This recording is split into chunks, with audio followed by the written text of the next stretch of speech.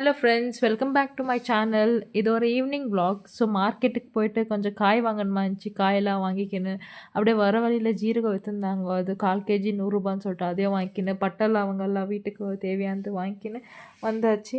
So வீட்டுக்கு வந்துட்டு dinner என்ன செய்யலாம்னு சொல்லி பார்க்கும்போது தான் நான் இன்றைக்கி கோவக்காய் வாங்கிட்டு வந்தேன் இந்த மார்க்கெட்டில். ஸோ எனக்கு கோவக்காய்னா ரொம்ப பிடிக்கும். அதனால் சப்பாத்தி அதுக்கப்புறம் கோவக்காய் கறி செய்யலான்னு சொல்லிட்டு செய்ய ஸ்டார்ட் பண்ணாச்சு. வந்தோடனே மம்மி சப்பாத்தி மாவை பிசைங்க ஆரம்பிச்சிட்டாங்க. நான் கோவக்காயெல்லாம் கட் பண்ணுறதுக்கு எல்லாமே கட் பண்ணி வைக்கிறதுக்கு ரெடி பண்ணிட்டு இருந்தேன். ஸோ கோவக்காய் இதுதான் வாங்கிட்டு வந்திருந்து. ஸோ இந்த மாதிரி நம்ம நீட்டாக கட் பண்ணும்போது சாப்பிடும்போது நல்லாயிருக்கும். ரவுண்ட் ரவுண்டும் கட் பண்ணலாம், பட் இந்த மாதிரி நீட்டாக கட் பண்ணி செஞ்சு பாருங்கள், நல்லாயிருக்கும். ஸோ தேவையான இந்த வெங்காயம், தக்காளி, அதுக்கப்புறம் பூண்டு தோலோடு தான் இடித்து போடணும். ஸோ அதையும் இடிச்சிக்கின்னு கருவேப்பிலை, கொத்தமல்லி எல்லாமே எடுத்து ரெடியாக வச்சுட்டு இருந்தேன். அப்புறமா மம்மி வந்துட்டு மாவு பிசைஞ்சிட்டோடனே வந்து செய்யறதுக்கு வந்துட்டாங்க.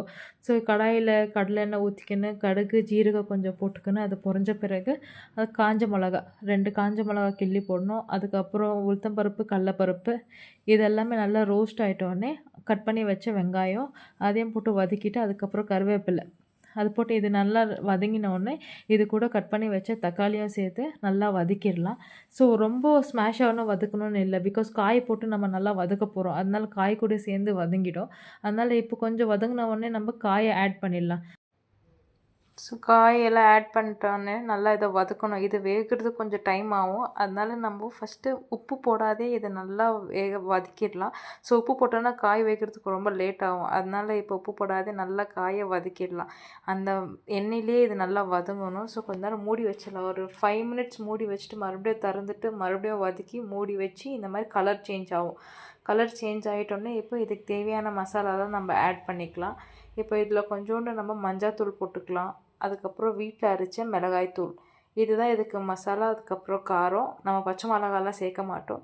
ஸோ இதை போட்டுட்டு நல்லா இப்போ மிக்ஸ் பண்ணலாம். நல்லா மிக்ஸ் பண்ணும் போது அந்த காரம் எல்லாம் அதில் காயில் நல்லாமே அப்சர்வ் ஆகிடும்.